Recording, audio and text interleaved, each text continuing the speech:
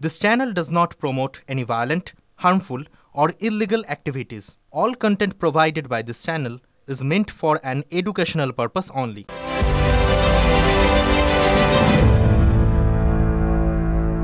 বাংলায় একটা ঘটনা ঘটলে আর কবে বলে গান হয়, কিন্তু অরিজিৎরা তো জাতীয় স্তরের, আন্তর্জাতিক। যখন বদলাপুরে কয়েকদিন আগে মহারাষ্ট্রে পরপর উন্নাও, হাতরাস, কদিন আগে উত্তরপ্রদেশ, তাহলে এই যে আর কবে, এটা হিন্দিতে অর কব, এটা কি গাওয়া যায় না? নাকি হিন্দিতে গাইলে তাদের যে মূল অডিয়েন্সটা, মূল মার্কেটটা, ওই জায়গাটা ডিস্টার্বড হবে, ওইখানটা প্রতিবাদ না হলেই ভালো। বিবেকটা শুধু বাংলার জন্য। মহারাষ্ট্রে ধর্ষণ হলে প্রতিবাদ করা যাবে না, উত্তরপ্রদেশে ধর্ষণ হলে প্রতিবাদ করা যাবে না। শুনলেন কি বললেন কুণাল ঘোষ? তার মেজাজ একেবারে সপ্তমে, রণংদেহী মূর্তি এক প্রকার, যেন খোলা তলোয়ার হাতে তিনি ঘুরছেন। হাতের সামনে যা পাচ্ছেন ঘচাং। তিলোত্তমার জন্য ন্যায় বিচার চেয়ে অরিজিৎ সিং তিনি গান গাইলেও রেগে যাচ্ছেন। বাংলাকে নিয়ে তৈরি সিনেমার বিরুদ্ধে মুখ না খোলায় টলিউড, বিশেষত তৃণমূলের টলিউড তারকাদের বিরুদ্ধে ক্ষেপে যাচ্ছেন, রেগে যাচ্ছেন। লিখেছেন কি লিখেছেন? আফসোস লাগে টালিগঞ্জের বাবু বিবিরা যারা মমতাদির পাশে দলে মঞ্চে ছবির ফ্রেমে থাকেন, তারা নিজেদের ইমেজ গড়তে পেশার সৌজন্য নিয়ে ব্যস্ত। দিদির পাশে ছবি দিয়ে গুরুত্ব বাড়ান, কিন্তু মমতাদির বায়োপিক বা তৃণমূলের পক্ষে বার্তা যেতে পারে এমন কোনো সিনেমার কথা তারা ভাবেন না। এরা অনেক বড় নাম হতে পারেন, কিন্তু এদের অনেকেই দলের বোঝা। দলের সুসময় এরা হাত নেড়ে সামনে থাকেন, একটু বিতর্কিত ইস্যুতে দল যখন পড়লেই এরা মুখ খোলা বন্ধ করেন। সামনে থেকে মানুষকে বোঝানোর কাজে এদের পাওয়া যায় না। দল না বললে কর্মসূচি টুইটেও পাওয়া যায় না। এদের কেউ কেউ আন্তরিক, বাকি ক্ষমতাশালী তারকাদের নিয়ে দল ভাবুক। লিখেছেন কুণাল। কি বলেছেন? টালিগঞ্জ ফিল্ম ইন্ডাস্ট্রি আছেন, তাদের মধ্যে যারা আবার প্রত্যক্ষভাবে আমাদের দলের সঙ্গে যুক্ত আছেন, তাদের আরো বেশি করে এই দায়িত্ব।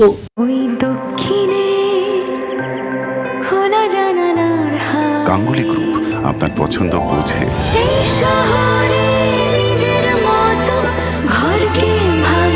গাঙ্গুলি গ্রুপ, ভরসার বসতবাটি। অভিনেতা ঋতিক চক্রবর্তী আজ সোশ্যাল মিডিয়ায় ইঙ্গিতপূর্ণ পোস্ট করেছেন। কুণাল ঘোষের নাম অবশ্য তিনি নেননি। ঋতিক কি লিখেছেন? শুনেছ তো বাবু বলে দিয়েছে, শুধু পাশে দাঁড়িয়ে ছবি তুলে গুরুত্ব বাড়িও না, দরকারে চটি জুতো মাথায় তুলে পাহারা দাও বন্ধু। ছোট করে বললে শুনেছ কি বলে গেল বোধহীন স্কন্ধ, তোমাদের গায়ে শুধু ধান্দার গন্ধ। কুণাল ঘোষ চুপ করে থাকার বান্দা নয়। তিলোত্তমার ন্যায় বিচারের দাবিতে মমতা বন্দ্যোপাধ্যায়ের নির্দেশে তৃণমূল কংগ্রেসও রাস্তায় নেমেছে। তাতেও কুণাল খুশি নন। ওই বলে না হিন্দিতে, না খুশ। সাধারণ মানুষের কোথাও একটা প্রশ্ন হচ্ছে যে প্রশাসনের তরফ থেকে এমন কোনো গ্যাপ বা বিভ্রান্তি বা ভুল বোঝাবুঝি বা সদুত্তর না মেলা হবে কেন, যাতে শাসক দলকেও উই ওয়ান্ট জাস্টিস বলতে হয়। আপনারা যখন এই মিছিল করছেন তখন আপনাদের নেতা কুণাল ঘোষ তিনি বলছেন যে প্রশাসন এমন কোনো কাজ কেন করবে যে শাসক দলকে বিচার চাইতে রাস্তায় নামতে হবে? না, এটা আমি জানি না। আপনি বলে দিলেন কুণাল কি বলেছে, আমি না শুনে কোনোটা বলতে পারবো না। এটা কেউ যেন না ভাবেন যে তৃণমূল যে কর্মসূচি নিচ্ছে সেগুলো কিন্তু সাধারণ মানুষ বা নাগরিক আন্দোলনের পাল্টা নয়।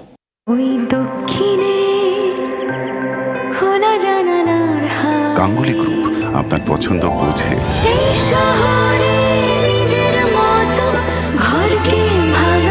গাঙ্গুলি গ্রুপ, ভরসার বসতবাটি। কুণাল ঘোষের সতর্কবার্তা শুনলেন। কেউ যেন না ভাবেন তৃণমূলের কর্মসূচি সাধারণ মানুষের আন্দোলনের পাল্টা নয়। কি আশ্চর্য! আজকেই কলকাতায় দুটো বড় নাগরিক মিছিল হলো। একটা রামকৃষ্ণ মিশনের প্রাক্তনীদের, অন্যটি নাগরিক সমাজের। আজই সেই কলকাতাতেই আলাদা মিছিল করল তৃণমূলের মহিলা সংগঠন। হলো মমতা বন্দ্যোপাধ্যায়ের নির্দেশেই।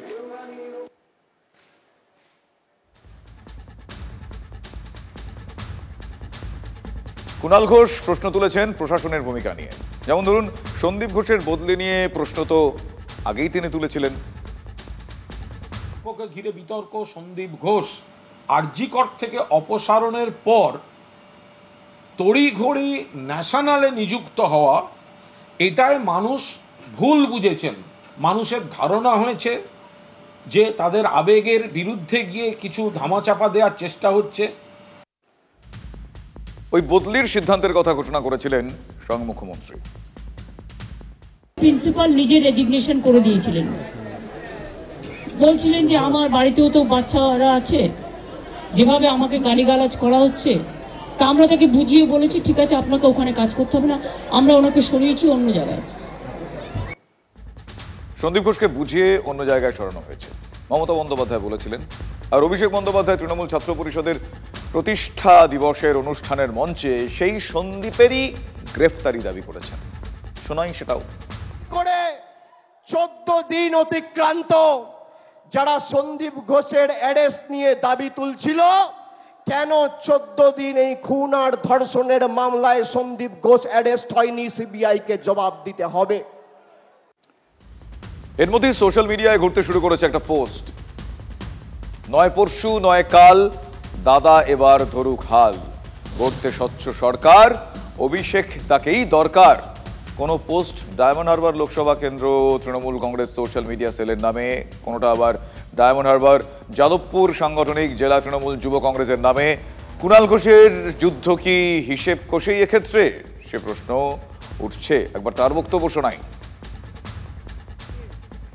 সাধারণ মানুষের কোথাও একটা প্রশ্ন হচ্ছে যে প্রশাসনের তরফ থেকে এমন কোনো গ্যাপ বা বিভ্রান্তি বা ভুল বোঝাবুঝি বা সদুত্তর না মেলা হবে কেন, যাতে শাসক দলকেও উই ওয়ান্ট জাস্টিস বলতে হয়। এবার একটা ফোঁসের গল্প শোনাবো। ফোঁস, অবশ্য গল্প একটা নয়, অনেক। মনে আছে, দলের নেতাকর্মীদের ফোঁস করতে বলেছিলেন স্বয়ং দলনেত্রী শ্রী রামকৃষ্ণ পরমহংসদেব। তার কথা বলে তিনি বলেছিলেন দরকারে ফোঁস করতে হবে। একটু মনে করে আপনাদের কি বলেছিলেন। আমরা বলেছিলাম বদল চাই, বদলা নয়। আজ বলছি ও কথা নয়, আজ বলছি যেটা করার দরকার সেটা আপনারা ভালো বুঝে করবেন। যে আপনাকে রোজ কামড়াচ্ছে, আপনি তাকে কামড়াবেন না, কিন্তু ফোঁস তো করতে পারেন। ফোঁস তো করতে পারেন, কিন্তু সেই ফোঁস-ফোঁসানির আওয়াজ শুনুন। প্রথমে আপনাদের শোনায় উত্তরপাড়ার এমএলএ কাঞ্চন মল্লিকের ফোঁসের শব্দ। যারা কর্মবিরতি করছেন শাসক দলের বিরুদ্ধে বা বলছেন, তারা সরকারি বেতনটা নিচ্ছেন তো না নিচ্ছেন না? মানে আমার প্রশ্ন, বোনাস টোনাস যে হয় তো সরকারি, সেটা নেবেন তো না নেবেন না? মানে মানে আমি এমনি প্রশ্ন। আচ্ছা ধরুন যারা বলছেন এই আমাদের এদিক চারিদিক থেকে, তারা যারা সরকারি কোনো পুরস্কার বা ইত্যাদি নিয়েছিলেন, তারা ফেরত দেবেন? বলুন, ফেরত দিয়ে দিচ্ছি। কেননা যদি আপনাদের কোনো সার্বভৌম দেশ, গণতান্ত্রিক অধিকার আছে আপনাদের, তাহলে বলুন ফেরত দিয়ে দেন। ফোঁস ফোঁস করেছেন সিউড়ির এমএলএ বিকাশ রায়চৌধুরীও। শুনুন তাঁর ফোঁস। আমাদের যারা তিলোত্তমার বিচার চাইছেন তারা পূর্ণ করবেন না, শুধু বলছেন বিচার চাই বিচার চাই বিচার চাই। আরে বিচারটা চাইবেন কার কাছে? নামটা বলুন, সিবিআইয়ের কথা বলুন। কলকাতা পুলিশ তো দায়িত্ব নেই। মমতা ব্যানার্জির বিরুদ্ধে কোনো কথা বললে কমিলা বাহিনী জিপটা ছিঁড়ে নেবে, সেই ক্ষমতা কমিলা বাহিনীর আছে। আহা, এই সময় দাঁড়িয়েও কি মিষ্টি কথা, তাই না? জিপ টেনে ছিঁড়ে দেওয়ার হুমকি। এবার আপনাদের শোনাবো বাঁকুড়ার এমপি অরূপ চক্রবর্তীর ফোঁস-ফোঁসানি। শুনুন। আমরা বলেছিলাম বদলা নয় বদল নয়, বদলা নয় বদল চাই, এটা অনেক বেড়ে গেছে। আর তৃণমূল কংগ্রেস কর্মীদের ফোঁস করতে হবে বন্ধ। ফোঁস করুন, যেখানে ওরা যাবে ফোঁস করে দিন। কুকুরের মতো পালিয়ে যাবে, শেয়ালের মতো দৌড়াবে। অরূপবাবু তৃণমূলের বাঁকুড়া সাংগঠনিক জেলার সভাপতিও। নেত্রীর নির্দেশে নেতাও বলছেন ফোঁস করতে। বাঁকুড়া তৃণমূল নেতাদের মধ্যে যেন এক প্রকার লড়াই লেগে গিয়েছে। শুনুন কতুলপুর ব্লকের সভাপতি তরুণ নন্দীগ্রামের ফোঁসের আওয়াজ। কয়েকদিন আগে দেখেছি ওনার বিধায়ক অমর শাখা একটা অপদার্থ অসভ্য মূর্খ বিধায়ক। আমাদের মা রাজনৈতিক মা মমতা বন্দ্যোপাধ্যায়ের নামে অকথা কুকথা বলেছে। আমি কতুলপুর ব্লকের ব্লক সভাপতি হিসাবে আইনকে হাতে তুলে নিয়ে বলছি, যেদিন এই রাস্তা দিয়ে অমর শাখা পেরিয়ে যাবে গাড়ি থেকে নামিয়ে তাকে মারবো মারবো মারবো মারবো মারবো মারবো। তাই বিজেপির বলছি তোমরা হুঁশিয়ার, যদি মমতা বন্দ্যোপাধ্যায়ের পদত্যাগ চাওয়ার জন্য রাস্তায় নামো, আমাদের মা বোনেরা তৈরি আছে, হিসাবটা কড়াই গন্ডায় বুঝিয়ে দেবে। মারবো মারবো মারবো, কি চমৎকার কথা বললেন কতুলপুরের ব্লক সভাপতি। অবশ্য তাকে পিছনে ফেলে দিয়েছেন আরো একজন, তৃণমূলের বরজোড়া ব্লক সভাপতি কালিদাস মুখোপাধ্যায়। কিভাবে তিনি এগিয়ে গেলেন দেখুন। বন্ধু, বাংলা তো সহজ নয়, এটা বাংলাদেশ নয়। মানব উত্থান করুন, অরাজনৈতিক নাম দিন, রাজনীতির পতাকা দয়া করে বের করুন, হাতগুলো গুঁড়িয়ে ভেঙে দেব আপনাদের। এটা তৃণমূল কংগ্রেসের প্রতিজ্ঞা। আসলে আমাদের সারা শরীরে এতগুলো অপশন ওনাদের জন্য, তাই মনটা বুঝতে পারেন না। তাই বরজোড়ার ব্লক সভাপতি হাত ভাঙবেন বললেন, তখনই তৃণমূলের বিষ্ণুপুরের সাংগঠনিক জেলার সাধারণ সম্পাদক ইউসুফ মন্ডলের ফোঁস ঠ্যাং ভেঙে দেবেন, মানে পা ভেঙে দেবেন।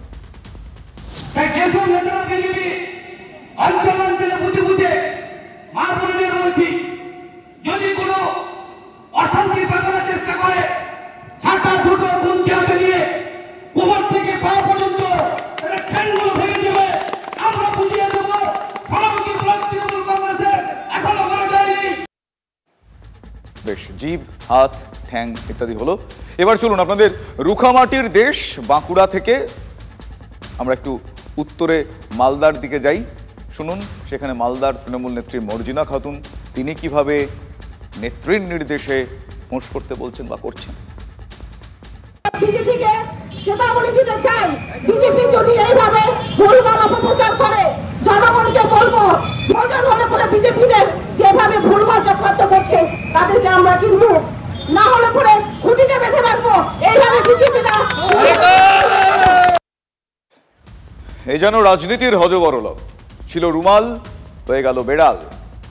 এই তো সেদিন বিরোধীদের প্রচারের বিরুদ্ধে রামকৃষ্ণ পরমহংসের গল্প শুনিয়েছিলেন মুখ্যমন্ত্রী মমতা বন্দ্যোপাধ্যায়। তিনি বলেছিলেন ফোঁস করতে হবে, আর সেই ফোঁস হয়ে গেল ফিস। আবার যে সে ফিস বলবো না, এক্ষেত্রে বলতে হবে ফিশ। যে সে ফিশ নয়, ইলিশ মাছ। পরেশ পাল আয়োজিত ইলিশ উৎসব প্রতি বছরই হয়, এবারেও আয়োজন করলেন পরেশবাবু।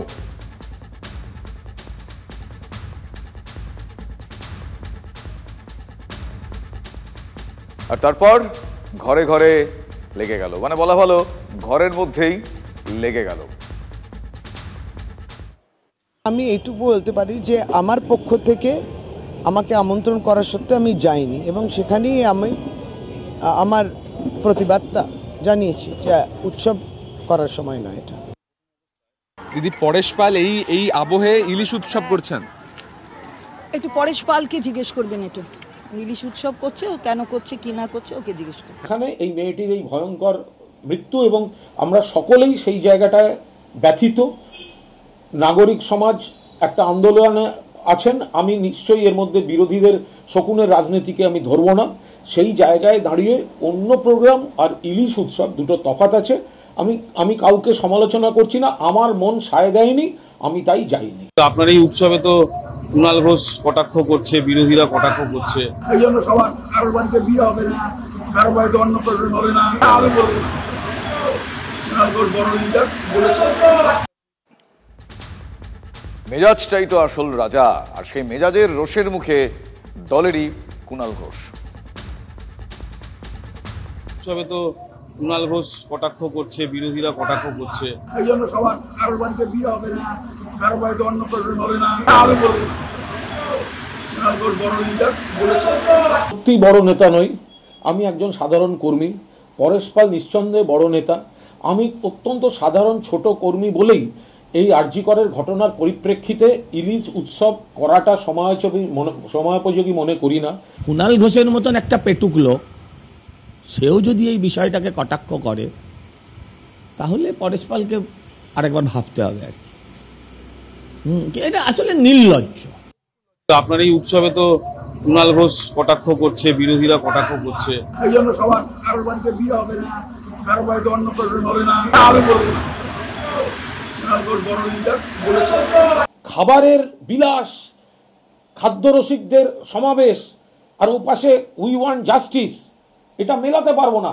তাতে যদি পরেশদা আমাকে গালাগালি করেন, যাই করেন, আমার নেতা হওয়ার দরকার নেই। আমার গালাগালি ভালো, কিন্তু ইলিশ উৎসবে আমি যাব না এবং আমি বিরোধিতা করব। আমি বলবো ওটা করা ঠিক হয়নি। এক হচ্ছে যদি ওনার বিবেক জাগ্রত হয়, সেটাও কিন্তু তৃণমূলের জন্য। তৃণমূলে কারোর বিবেক জাগ্রত হলে সে আবার শান্তনু সেন হয়ে যেতে পারে। এটা মমতা ব্যানার্জির অনুপ্রেরণায় ভাই, ওখানে লেখা আছে বড় বড় করে। পুলিশ দিয়ে তো অ্যারেস্ট করানো উচিত ছিল যদি মমতা ব্যানার্জির অনুপ্রেরণা সত্যিই না থেকে থাকে। যাই হোক, ইলিশ উৎসব হলো, অনেক নেতাই গেলেন না, তবে কেউ কেউ গেলেন। যেই যান আর যেই না যান, রাজনীতিও চালিয়ে খেললো। শুনুন, দেখুন। বলবেন বিরোধীরাও তো প্রশ্ন তুলছে।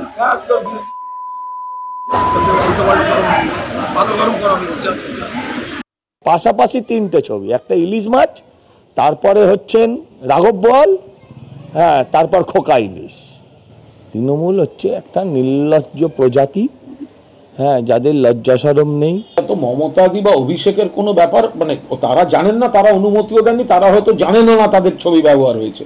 কিন্তু আমার মনে হয়েছে দলের কোনো দায়িত্বশীল সচেতন ব্যক্তি এই সময় ইলিশ মাছের ছবির সঙ্গে মমতা ব্যানার্জি এবং অভিষেক ব্যানার্জির ছবি যায় না, যেতে পারে না।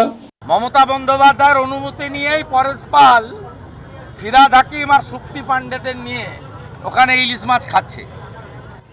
এই ঘটনার পরিপ্রেক্ষিতে ইলিশ উৎসব এবং ইলিশ মাছের সঙ্গে নিজেদের ছবি দেওয়াটা, এটা এই সময় সচেতনতা বা রুচির পরিচয় নয়। মধ্যে কোন এদের মধ্যে সহানুভূতি, সমবেদনা, সমব্যথিতা এবং সংবেদনশীলতা, এই শব্দগুলোর লেশ মাত্র এদের মধ্যে নেই। বলবেন বিরোধীরাও তো প্রশ্ন তুলছে।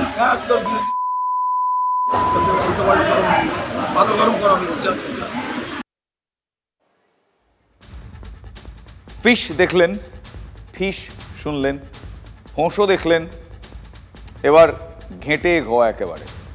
তৃণমূল কংগ্রেস দলটার কথা বলছি। ঠোঁটকাটা, তাই পরিস্থিতি দেখে এ কথা বলার সাহস আছে, সাহস দেখাবো।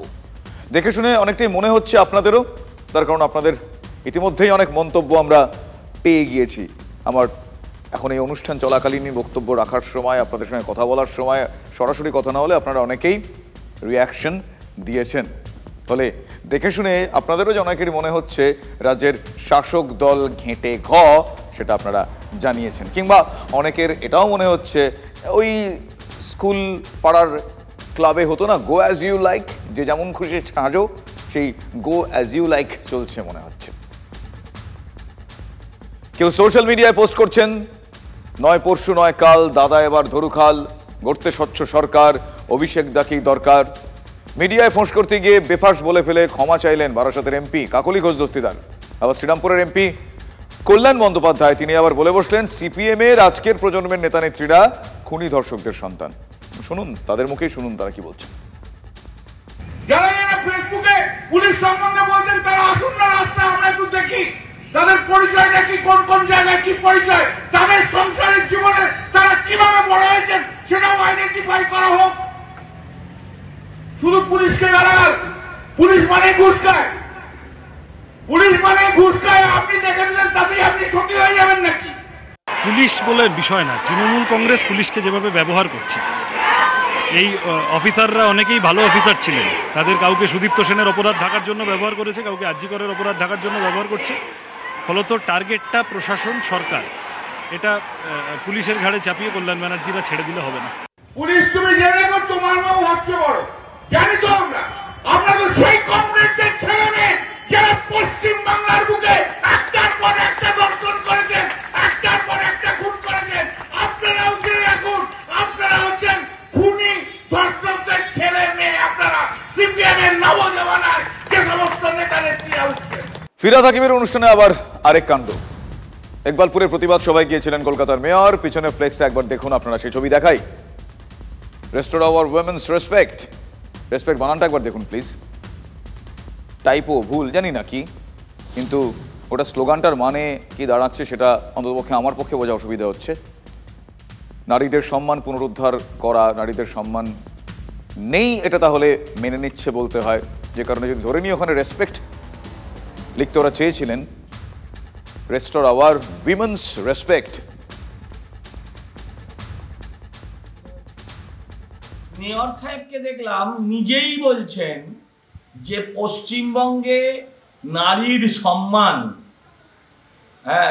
সেটা নেই, তাকে প্রতিস্থাপন করতে হবে, নারীর সম্মান রেস্টোর করতে হবে। বড় করে পেছনে হোর্ডিং লাগিয়ে রেখেছেন, তার মধ্যে দিয়ে স্বীকার করে নিচ্ছেন নারীর সম্মান পশ্চিমবঙ্গে নেই। তাহলে আমি প্রশ্ন করতে চাই, এই আন্দোলন এখানে না করে নবান্নে গিয়ে তো করলে পারেন। আপনি বলছেন নারীর সম্মান নেই, তাহলে আপনি কেন আছেন সেই গদিতে? কেন আপনার দিদি মুখ্যমন্ত্রী পুলিশ মন্ত্রী হয়ে থাকবেন? 3 নম্বর হাত আমাদের অজুহাত। কুণাল ঘোষের সেক্ষেত্রে জুরি নেই, চমকে যাওয়ার মতো ব্যাপার। প্রাণপণে ববি হাকিমকে আড়াল করার চেষ্টা করলেন, শুনুন তিনি কি বলছেন। শ্রেয়া ঘোষাল বলেছেন সারা পৃথিবীর নারী সুরক্ষার জন্য তিনি প্রার্থনা করছেন। এই গোটা বিষয়টা এটা তো বিশ্বব্যাপী সমস্যা। আর একটা হচ্ছে, যখন কেউ কোনো বক্তৃতা দেন, বা আমি ধরে নিচ্ছি এক্ষেত্রে মাননীয় মন্ত্রী ফিরহাদ হাকিম, আমরা যখন বক্তৃতা দিই পেছন দিকটায় হয়তো উদ্যোক্তারা কিছু লিখে রাখেন, ফলে সেটা নিয়ে পরে যদি কোনো ব্যাখ্যার অবকাশ ঘটে, তাহলে যিনি বক্তৃতা দিচ্ছেন সবসময় তাকে লক্ষ্যবিন্দু করাটা বোধহয় ঠিক না। আর কতদিন বিচারহীন স্লোগান তুলে পথে নামলেন রাজ্যের অন্যতম নামী স্কুল হিসেবে পরিচিত বাঁকুড়া জেলা স্কুলের প্রাক্তনীরা। আর কতদিন বিচারহীন।